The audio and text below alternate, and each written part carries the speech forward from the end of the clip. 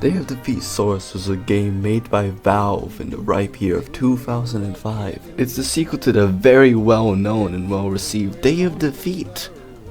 You know, you've played it. It was made using the Half-Life engine, which is the much bigger game, and Day of Defeat was released a year before Half-Life 2! You may have heard that some people represent it as a fusion between Team Fortress 2 and Counter-Strike 2, which, yeah, that's fair, but does a game like that hold up today?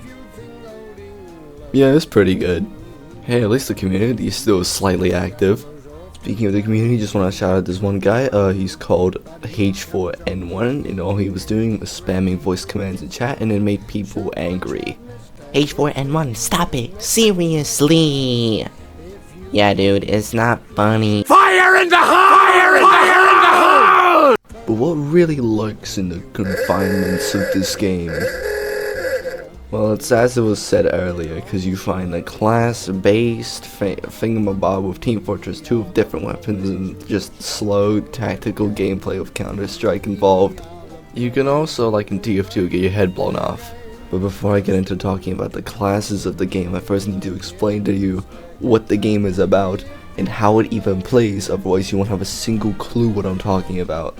It is World War II, and you are either an American or German killing each other. How you win is by getting all of these capture points.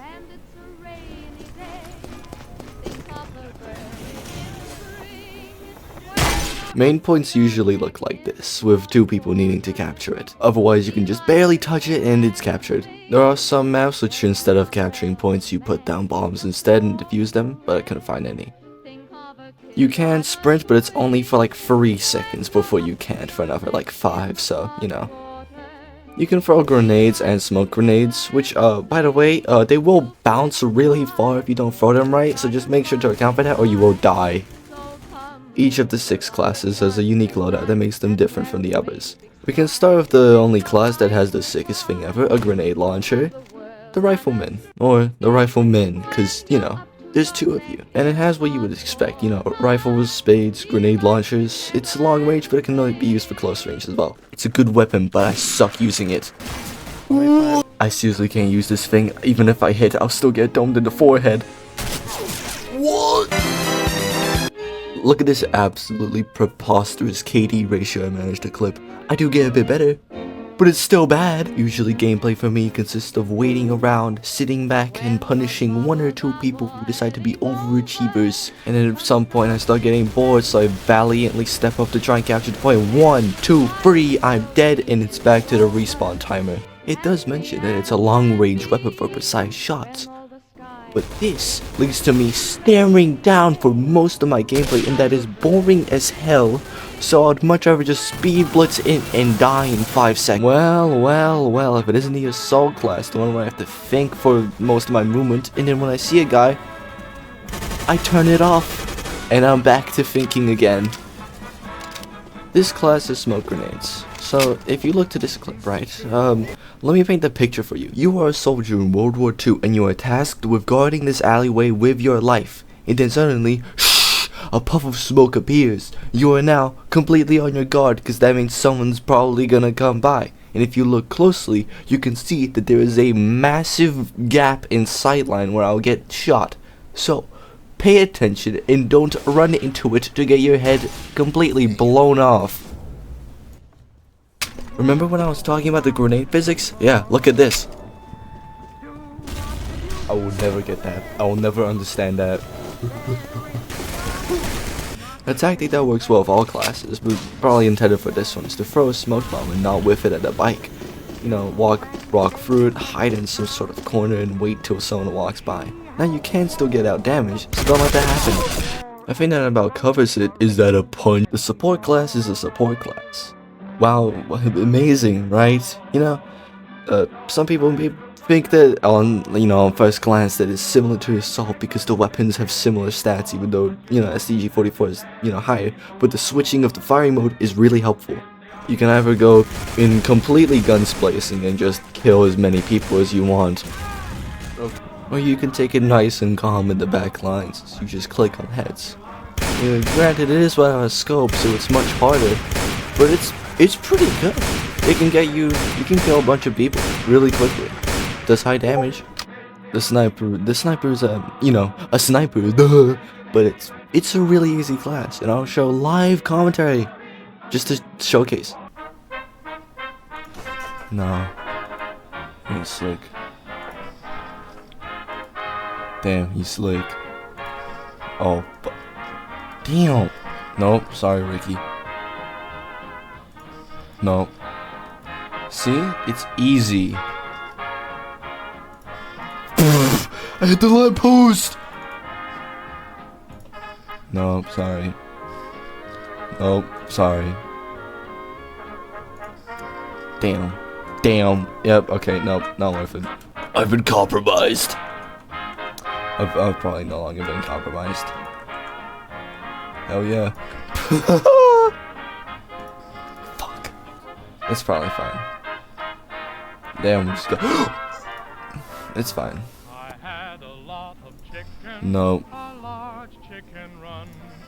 Oh, not safe.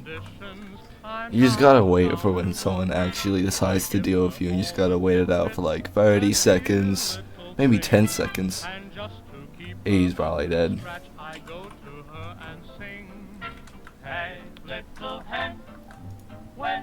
Yeah, see? No. What? No way! This guy just dodged a bullet by jumping! That's beautifully unconventional, I love him. Moving on from the sniper, we have the machine gunners, which is, you force yourself to become completely stationary, but you're really strong. In order to use the thing, you need to press Z to prone and then right click to hold it out. You can also pull out on ledges, which can be useful for getting way faster, I guess. Shooting without setting it down means recoil of 1,000 suns, and your stamina gets drained because of it too.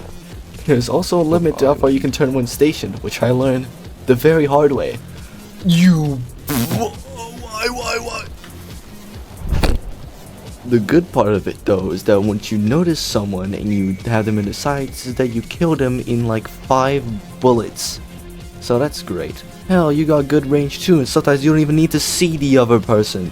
I killed 2 people? While you are very strong in this predicament, you are also very vulnerable to snipers. You may think that's such a high power weapon at the trade-off of having very low range, but no, you can basically snipe with this thing as long as you don't get killed by another machine gunner yourself. While you are just sitting around a lot, it is important to keep moving around so you are just, you know, sitting there doing literally nothing for like a minute.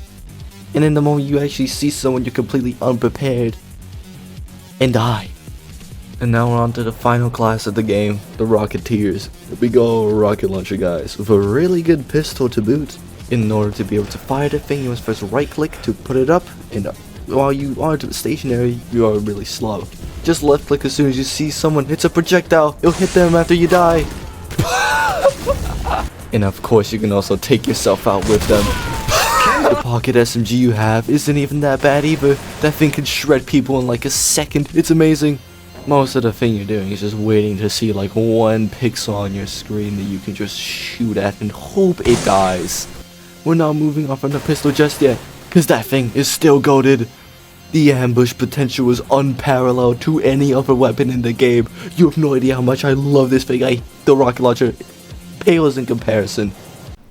We're finally done with talking about the classes so we can get into the actual gameplay and how it feels to play, because that's kind of the more important part. I'm gonna start from the biggest point, winning and losing, which, to be very honest, I have never cared if I won or lost, because I just want to keep playing the game. You see this clip right here? I do not care that I won. What I really cared for was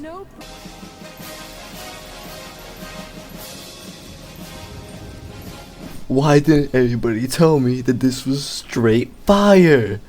I actually prefer stalemating and waiting forever because it brings more opportunities for me to be stupid. You know, the fun part. Huh? Honestly, the sound of this game just sounds good overall. The guns are very chunky.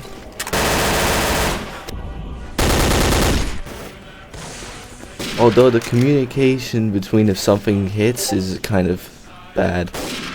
Although the lighting up of the kill feed is a fair trade for lack of communication.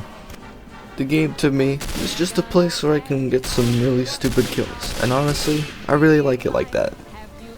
But it wouldn't be a good game if it didn't have some real knee slappers in store. Dude! What? There's so much more that I can say about this game, but honestly, I'm kind of lazy, and I don't really want to do more work than I need to. The game's really good though. Also, subscribe and like or something.